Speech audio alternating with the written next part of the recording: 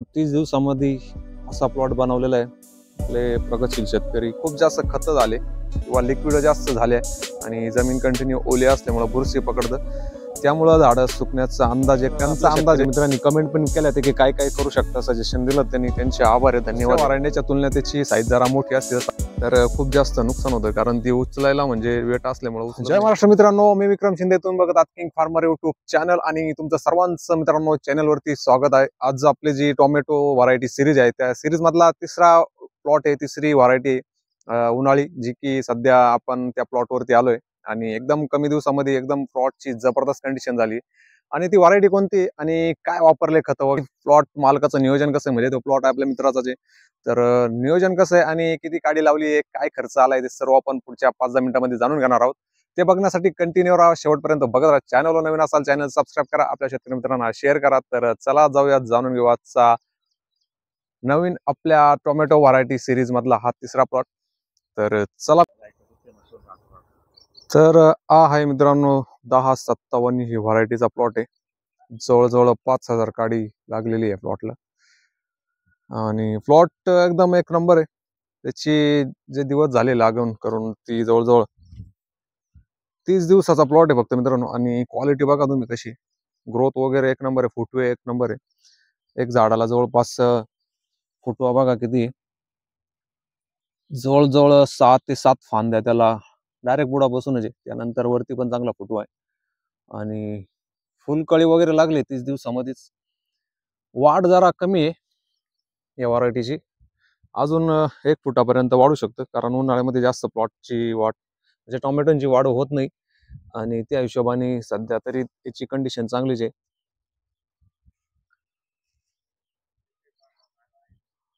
आणि रोग वगैरे बघू शकता, तर एक पण म्हणजे रोग डिजीज वगैरे काही नाही त्याच्यावरती. नागाळे असेल किंवा मग थ्रिप्स वगैरे कुठले आजार त्याला सध्या तरी नाहीये. आणि उन्हाळ्यात हा एक फायदा आहे मित्रांनो, जास्त आजार वगैरे राहत नाही पिकांना, म्हणजे टोमॅटोला. तर अशी कंडिशन आहे प्लॉटची. जवळजवळ पूर्ण 5,000 काडी लागलेली आहे पूर्ण प्लॉटला. आणि तर अशी क्वालिटी आहे मित्रांनो. 30 दिवसामध्ये असा प्लॉट बनवलेला आहे. आपले प्रगतशील शेतकरी मित्र आहे. तर नियोजन एक नंबर आहे.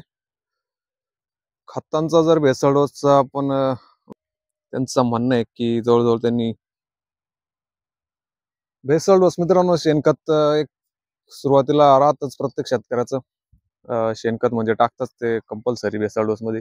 त्यानंतर जे रासायनिक खत वगैरे, त्यामध्ये त्यांनी सुपर फॉस्फेट दाणेदार जिंकटेड घेतलं. तर त्यानंतर 10-26-26 GNPK, त्यानंतर दुसरे पण काही लिक्विड त्यांनी यूज केलेले. त्या हिशोबाने नियोजन एक नंबर आहे. कमी खर्च पण केलाय थोडा, जास्त इतकं पण मेजर डोस वगैरे घेतले नाही. काहींचे सल्फर असतात, काहींचे मायक्रोन्यूटन वगैरे वगैरे वगैरे बेसल डोस भरपूर पूर्ण पॅकेज असतो, तो न टाकता एकदम कमी खर्चामध्ये नियोजन केलेले. शेणखत जास्त प्रमाणात वापरले जरा, कारण ते घरचं असल्यामुळं त्यांनी क्वांटिटी जास्त घेतली. त्यामुळं प्लॉटची कंडिशन एक नंबर आहे 30 दिवसाच्या मानाने.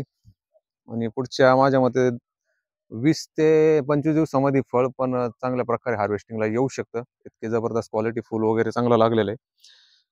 फुल सेटिंग पण चांगली, कारण उन्हाळ्यात हा एक फायदा आहे की फुलकुज वगैरे होत नाही आणि त्यामुळंच ॲव्हरेज चांगलं निघतं. पण तरी काही ठिकाणी सुकेल झाडं आपण बघतोय की इतकं मोठं झाड होऊन पण ते सुकलंय मित्रांनो. कारण विषय असा आहे की टेम्परेचर खूप जास्त आहे. तर मित्रांनो, हे प्लॉटवरचे जे झाडं सुकताय, तर आपले मित्र आहे त्यांचा असा अंदाज आहे की खूप जास्त खतं झाले किंवा लिक्विड जास्त झाले आणि जमीन कंटिन्यू ओली असल्यामुळे बुरशी पकडतं. त्यामुळं झाडं सुकण्याचा अंदाज एक त्यांचा अंदाज आहे की अशामुळं पण झाडं सुकू शकतात बुरशी पकडल्यामुळं. तर असा एक त्यांचा वैयक्तिक अंदाज आहे. बाकी तुम्हाला असं वाटतंय तर कमेंटमध्ये नक्की सांगा, तुमच्याकडे जर असं होत असेल तर. म्हणजे इतकं मोठं झाल्यानंतर पण, तर पाठीमागच्या व्हिडिओमध्ये आपण बघितलं की लहानली झाडं, त्यांचा तर कार्यक्रमच झाला त्या उन्हाने. आणि भरपूर आपल्या शेतकरी मित्रांनी कमेंट पण केल्या की काय काय करू शकता, सजेशन दिलं त्यांनी, त्यांचे आभार आहे, धन्यवाद आहे. अशा एक्सपर्ट शेतकऱ्यांची खरंच आपल्याला गरज असते, कारण अशा माध्यमातून आपल्याला माहित होतं की नियोजन काय करायचं अशा परिस्थितीमध्ये. जेव्हा आपले प्लॉटवरचे झाडं मारतात त्यावेळेस. तर आता ठीक आहे, मोठे झाडं झाले, त्यात 100 पैकी 1-2 झाडं मारतातच. सुकवा वगैरे येतोय, कारण टेम्परेचर दिवसेंदिवस वाढत चाललंय मित्रांनो, त्यामुळं असा प्रॉब्लेम होतोय. बाकी प्लॉटची कंडिशन एक नंबर आहे आणि स्ट्रक्चर पण व्यवस्थित दिलंय, कारण पडझड वगैरे होत नाही. कैचीचं प्रमाण त्यांनी वाढवलेलं आहे, म्हणजे प्रत्येक आता शेतकरी कैच्यांचं प्रमाण वाढवतोय.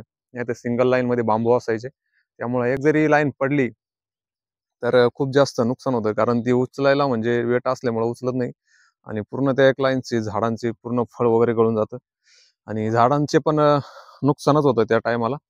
तर अशा परिस्थितीमध्ये कैची खूप जास्त गरजेचे असते. प्रत्येक बांबूला असे 2-2 असे 2 टाईपचे बांबू बांधून ती कैची तयार करणे आणि चांगलं नियोजन ठेवणे. तर हा प्लॉट 1057 होता मित्रांनो आणि एक नंबर नियोजन आहे. तो च्या लाईनी पडल्या नाही पाहिजे, त्यासाठी मित्रांनो त्यांनी चांगलं नियोजन केलेलं आहे. तर हा 16 चा जो रॉड आहे तो त्यांनी वापरला, जवळजवळ 3.5 फुटाच्या आसपास त्याची हाईट होती आणि पूर्ण एक सिंगल लाईनला त्यांनी एकच रॉड ठेवलाय अँगल, ते बी जवळजवळ 3.5 फुटाचे आणि एक साईडला त्यांनी त्या साईडला म्हणजे अँगल वापरले आणि एक साईडला 16 चे रॉड वापरले, असं त्यांचं नियोजन आहे. नियोजन एक नंबर आहे. प्लॉट पडू नये म्हणून चांगल्या प्रकारचं नियोजन केलेलं आहे. तार आहे ती मित्रांनो 14 नंबरची तार आहे, 14 गेज. तर ती पण एकदम खतरनाक आहे आणि तुटणार नाही याची पण गॅरंटी, कारण नवीन तार आहे ती. आणि असं शेतकऱ्यांनी जास्त भांगार तारी वापरला नाही पाहिजे, नाही ते काय होतं आपण पैसा वाचवायला जातो आणि आता या ठिकाणी एक सरीला त्यांनी तरी वापरली गंज लागलेली तार. त्यांनी काय होतं का अचानक जेव्हा पूर्ण लोड येतो आणि त्यावेळेस तुटल्यानंतर पूर्ण एक लाईन आहे जी पूर्ण खाली पडून जाते आणि उचलणं त्यावेळेस इम्पॉसिबल असतं मित्रांनो, कारण खूप जास्त लोड असतो आणि त्यावेळेस जास्त नुकसान होऊन जातं आपल्याला. त्यामुळे नियोजन करताना चांगलं ठेवा. 1-2 रुपये जास्त गेले तर चालतात, पण जेव्हा आपल्याला माल काढायची वेळ येते तेव्हा आपला प्लॉट पडला नाही पाहिजे, लाईन पडली नाही पाहिजे, याचा नक्की आपण खात्री केली पाहिजे. तर असं यांनी 16 चे जे रॉड आहे ते प्रत्येक एक लाईनला ठोकलेले. काही ठिकाणी आपण बघतोय की अडगाया पण असतात, पूर्ण म्हणजे एक जाड तार साईडनी आणि त्याला अटॅच 12 किंवा मग 14 गेजच्या ज्या लाईनसाठी तारे वापरल्या त्या अटॅच केलेल्या असतात. तर असं आहे, प्रत्येक लाईनला कैची दिली स्टार्टिंगला आणि एक बांबू सोडून परत एक कैची दिली. तर अशा एक बांबू वाडा एक कैची आहे, तर त्यामुळं लाईन पडणं इम्पॉसिबल आहे. वारं आलं तरी काही होत नाही आणि तार पण नवी आहे, त्यामुळं प्रत्येक शेतकऱ्याने असं नियोजन ठेवलं पाहिजे.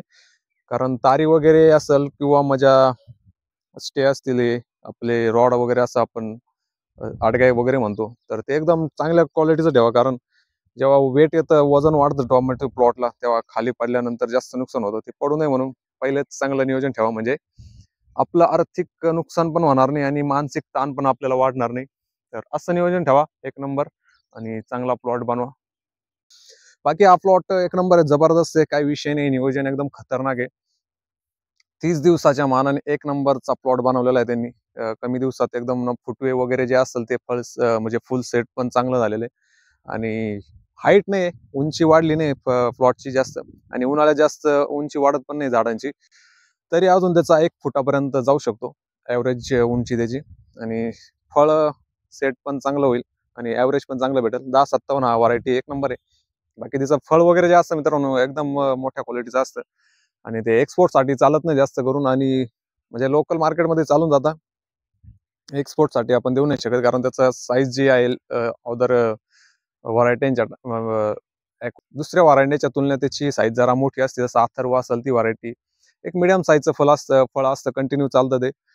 62-42 असेल ते पण एक मिडियम टाईपचं फळ असतं, ते पण लॉंग टाइम साठी जातं. आर्यमान असेल, आर्यमान भरपूर शेतकऱ्यांचा आता एक फेवरेट ब्रँड झालाय टोमॅटो व्हरायटीचा. तर अशा हिशोबाने या व्हरायटीचं असं आहे की थोडं फळ मोठं असतं बाकीच्या व्हरायटीपेक्षा, पण ॲव्हरेज एक नंबर तगडं भेटतं. एकरी त्यांना पाठीमागच्या वर्षामध्ये जवळजवळ 3300च्या आसपास कॅरेट त्यांना एकरी ह्या हिशोबाने निघाले होते. प्लॉट पण चांगलं नियोजन होतं खतरनाक पाठीमागच्या पण वर्षात. तर असं नियोजन उन्हाळ्यामध्ये असतं त्यांच्यावालं आणि त्यांना ॲव्हरेज पण चांगलं भेटलं, त्यामुळे परत त्यांनी रिपीट हीच व्हरायटी ट्राय केली. पाठीमागच्या वर्षात चांगलं मार्केट भेटलं नाही, स्टार्टिंगचेच प्लॉट होते आणि यावर्षी पण स्टार्टिंगला लावलाय. जरा थोडा 1 महिना जर लेट लावला असता मित्रांनो, एप्रिलमध्ये जर लागण करेल असते हा प्लॉट पाठीमागच्या वर्षात, तर नक्कीच जून जुलैमध्ये चांगलं मार्केट वाढलं. तर 2024चं सांगतोय मी. या वर्षाचा अंदाज अजून आपण नाही लावू शकत. त्या दिवशी आपण पाठीमागच्या व्हिडिओमध्येच बोललो मार्केटबद्दल. पण एक अंदाज आहे की ॲव्हरेज रेट राहू शकतो 300-200 प्लस. तर अशी परिस्थिती आहे सध्या तरी आणि या प्लॉटची पण. तर बाकी तुम्हाला काय वाटतं कमेंटमध्ये नक्की सांगा. तुमच्या इकडं प्लॉटची परिस्थिती कशी आणि प्लॉट किती टक्के लागलेले उन्हाळी प्लॉट आणि कुठली व्हरायटी जास्त चालते कमेंटमध्ये नक्की सांगा. या प्लॉटबद्दल तुम्हाला काय वाटतं ते पण सांगा आणि भेटू परत नवीन व्हिडिओमध्ये. तोपर्यंत जय हिंद, जय महाराष्ट्र.